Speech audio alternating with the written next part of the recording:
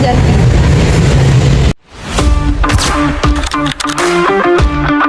Kalau mau ngomongin soal warga negara, aku siap bantu jelasin.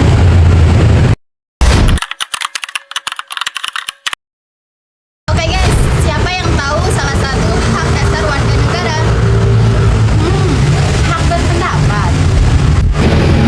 Itu benar, tapi ada yang lebih dasar, yaitu hak atas identitas diri. Oh, kayak akta kelahiran dan KTP.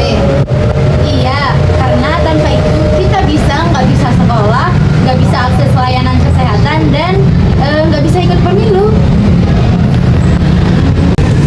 Dan itu diatur dalam Undang-Undang Nomor 23 Tahun 2006. Jadi negara wajib menjamin kita punya identitas. Jadi identitas bukan hanya soal formalitas, tapi tanda kita diakui sebagai warga negara.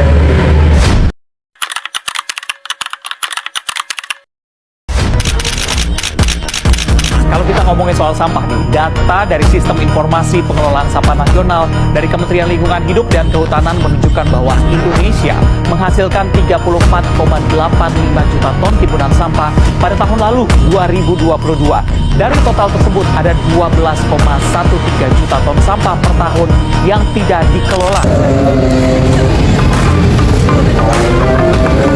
Kayak tuh, kok kamu buang sampah sembarangan? Hehehe, ada petugas kebersihan nih.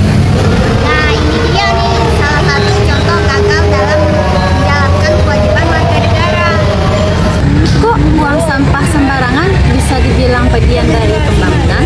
Karena pembangunan itu nggak selalu soal gedung dan jalanan, tapi juga tentang membangun budaya yang tertib dan bersih. Kalau semua orang buang sampah sembarangan, kota jadi kotor, banjir, dan malah merugikan semua orang. Oke deh, mulai dari sekarang aku janji buang sampah pada tempatnya. Di sisi ini, Atul yang gak punya KTP dan buang sampah sembarangan. Dan di sisi lain, Fadila yang mempunyai semua dokumen lengkap dan membuang sampah pada tempatnya. Tebak, siapa yang bisa kuliah, kerja, dan tinggal di tempat yang bersih?